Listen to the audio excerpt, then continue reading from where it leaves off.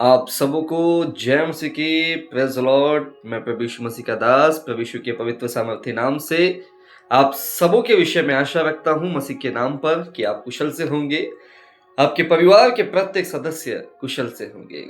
आज हम बात करने वाले हैं, आज हम चर्चा करने वाले हैं और आज हम सीखने वाले हैं परमेश्वर के पवित्र वचन, जो कि पाया जाता है रोमियो की किताब, उसका अध्याय 12 और वचन 15। पौलुस कहता है, आनंद करने वालों के साथ आनंद करो और रोने वालों के साथ रो। अर्थात पौलुस हमें कहता है, हम जिस सिचुएशन में हैं उसमें ढल जाए। वो कहता है, आनंद करने वालों के साथ आनंद करो और रोने वालों के साथ रो। आज हम विशेष बात करने वाले हैं इस लैंड डेज के विषय में जो इस समय चल रहे हैं। लैंड डेज को लेकर बहुत सारे लोगों की अलग अलग धारणाएं हैं। कईयों का मानना है कि इन लैंड डेज में बर्थडे सेलिब्रेशन नहीं करना चाहिए, कईयों का मानना है कि विवाह नहीं करना चाहिए, कईयों का मानना है कि कोई अच्छा काम इस समय नहीं करना चाहिए, कोई खुशी वाला काम इस समय नहीं करना चाहिए। ये शौक के दिन है, लोग कहते हैं ये शौक के दिन है, ये शौक के दिन है। ये बात बिल्कुल सत्य है कि प्रभु यीशु मसीह ने आपके लिए, मेरे लिए दुख उठाया। प्रभु यीशु मसीह ने आपके लिए, मेरे लिए अपने आप को बलिदान कर दिया और प्रभु ने क्रूस पर बहुत कुछ आपके लिए और मेरे लिए सहा, वरन अपने प्राणों को भी दे दिया। प्रभु ने घावों को सह लिया, प्रभु ने विरोध को सह लिया। प्रभु यीशु मसीह के साथ जो जो क्रूस पर बीता, प्रभु ने वो सब कुछ सह लिया आपके और मेरे लिए कि हम जीवन पाए। प्रभु मारे गए, प्रभु गाड़े गए, प्रभु मृतकों में से जी उठे, प्रभु जीवित हैं। और प्रभु का पवित्र वचन पवित्र शास्त्र में आपको और मुझको समझाता है, हम प्रभु में सदा आनंदित रहें। बाइबल की ऐसी किसी भी आयत में नहीं लिखा है कि जो ही ये लैंड डेज आते हैं तो आपको शौक करना है, आपको उदास रहना है, आपको दुख में रहना है। मैंने नहीं पढ़ा, यदि आपने पढ़ा है तो मुझके मेरे साथ जरूर साझा करें। यहां तक कि प्रभु यीशु मसीह के चेलों में से किसी ने भी ना तो लैंड डेज सेलिब्रेट किए हैं, ना ईस्टर, ना ही उन्होंने वो समय शौक में बिताया है। एक भी चेले का जिक्र यदि आप कर सकते हैं तो जरूर करें कि जिसने इन बातों को माना हो।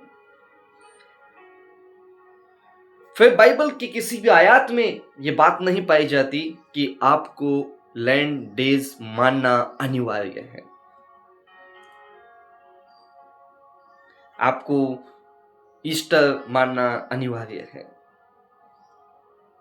क्या बाइबल के आयतों में कमांड है कि जब ईस्टर नजदीक आए, जब आप लैंड डेज में हो, तो आपको किसी बर्थडे पार्टी में नहीं जाना है, आपको किसी विवाह में नहीं जाना है, आपको कोई अच्छा काम करना नहीं है?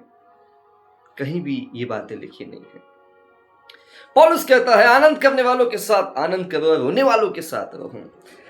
उसके कहने का अर्थ है कि आपकी जिंदगी में कितने ही दुख क्यों ना हो, यदि कोई एक ऐसा व्यक्ति आपको बुलाता है या आप ऐसे व्यक्ति के संपर्क में आते हैं, वो चाहे आपका मित्र हो, भाई हो, करीबी हो, कुटुंबी हो, जिसके जीवन में खुशी का समय है, और आप कहे कि उसके जीवन में खुशी का समय है, मेरे जीवन में दुख है, मैं कैसे मनाऊं, मैं कैसे जाऊं, वो आप उस चीज को अवॉइड करो।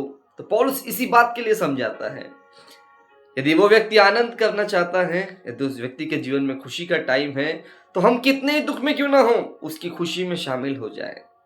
क्योंकि वचन कहता है, आनंद करने वालों के साथ आनंद करो। फिर पौलुस कहता है, रोने वालों के साथ वो। अब मेरे जीवन में बहुत खुशी का टाइम है, लेकिन मेरा एक मित्र है, करीबी है, कुटुंबी है, जिसके जीवन में दुख का टाइम है, और मैं कहूं मेरे जीवन में खुशी है, मैं उसके दुख में क्यों जाऊं, मैं क्यों सहभागी हूं? बाइबल में लिखा है, चाहे मैं कितने ही खुशी में क्यों ना हो, यदि मेरा भाई, मित्र, करीबी किसी दुख में हो, तो मुझे जाना चाहिए उसके पास और उसके दुख में सहभागी होना चाहिए। तो बात आती है परिस्थिति की। यदि खुशी का टाइम है तो खुशी में शामिल हो जाओ, दुख का टाइम है तो दुख में शामिल हो जाओ। प्रभु कहते हैं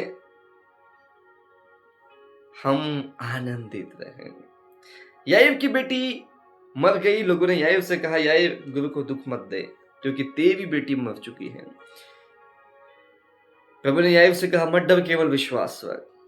प्रभु वहां पहुंचे तो वहां का माहौल कुछ इस प्रकार से है कि लोग चिल्ला रहे हैं, लोग रो रहे हैं, जोर जोर से रोने की आवाज है, चिल्लाहट की आवाज है। प्रभु उनसे कहते हैं तुम क्यों रोते हो और क्यों हल्ला मचाते हो। प्रभु ने वहां कहा तुम क्यों रोते हो, क्यों हल्ला मचाते हो। प्रभु वहां उपस्थित हो चुके हैं तो अब रोने की क्या आवश्यकता है। प्रभु वहां उपस्थित हो चुके हैं तो अब हल्ला मचाने की क्या आवश्यकता है। बेटी मृत्यु में से जी उठेंगी। प्रभु यीशु मसीह ने भी कहीं नहीं कहा आपको और मुझको कि इन 40 दिन में हमें दुख मनाना है, क्योंकि प्रभु का वचन कहता है सदा आनंदित रहो, एवरीडे, 365 दिन जब तक हम जिए प्रभु के नाम में आनंदित रहकर जिए, शौकित रहकर नहीं। हम किस बात का शौक करें। हमारा प्रभु मृतकों में से जी उठा है, अब हमें शौक करने की आवश्यकता नहीं, वरन प्रभु पर विश्वास करके आनंद करने की आवश्यकता है। सरल शब्दों में और आपको समझाना चाहूंगा, बीते वर्ष मान लीजिए कोई एक्सीडेंट या कोई हादसा आपके साथ होता है, उसमें आपको कुछ चोट कुछ जख्म लगते हैं।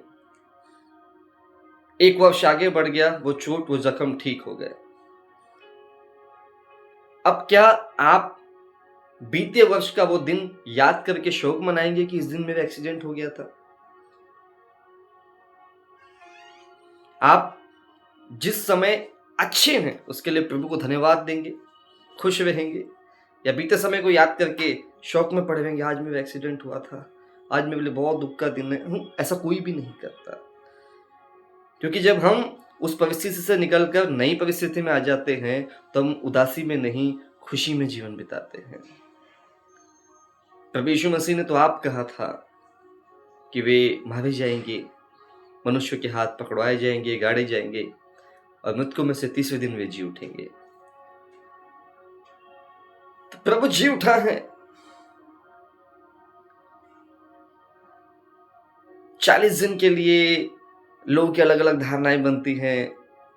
कई शराब छोड़ देते हैं, कई पाप छोड़ देते हैं, कई बर्थडेज में जाना, शादी में जाना छोड़ देते हैं, तमाम चीजें छोड़ देते हैं। आफ्टर 40 डेज आपने वापस यही काम करना स्टार्ट करना है। क्या बाइबल में ऐसा लिखा है कि सिर्फ 40 दिन इन बातों को मानो, बाकी दिन ना मानो? कहीं भी नहीं। तो अपनी सोच को बदले, समझ को बदले और बुद्धिमान की रीति मसीह में जीवन बिताए। मैं आशा करता हूं कि आज का वचन आप में से प्रत्येक के लिए आशीष का कारण ठहरा होगा। प्रभु के पवित्र वचन के माध्यम से आप इन बातों को ध्यान दे, मनन करे और समझे। मैं आशा करता हूं कि मसीह में मैं जो आपको समझाना चाहता हूं समझाने पाया हूं। मैं कहीं भी इस बात को झुठला नहीं रहा हूं कि प्रभु यीशु मसीह ने आपके लिए, मेरे लिए दुख नहीं उठाया। प्रभु ने आपके लिए, मेरे लिए दुख उठाया है। प्रभु के बलिदान को मैं जानता हूं, आप जानते हैं। मैं उस बलिदान पर विश्वास करता हूं। मैं प्रभु की उस पीड़ा को जो उसने आपके और मेरे लिए सही आदर और प्रेम के साथ मानता हूं। लेकिन मेरा प्रभु मुझसे, आपसे, हम सब से कहता है कि उसने वो इसलिए सहा कि हमारे चेहरों पर मुस्कान आए, हमारे चेहरों पर आनंद आए, हमारे जीवन में आनंद आए। और जिस प्रभु ने हमारे लिए इतना कुछ सहा कि हम आनंदित हो जाए, तो मैं उसके बलिदान को व्यर्थ क्यों जाने। प्रभु जी उठा है, इसलिए हम सदा आनंदित हैं। हमारे लिए सभी दिन एक समान है। पौलुस कहता है हम अपने जीवन में जो कुछ भी करें, यदि उससे प्रभु को महिमा मिलती है तो हमें इस काम को करना चाहिए। प्रभु इन पवित्र वचन के माध्यम से आप सबको आशीष दे।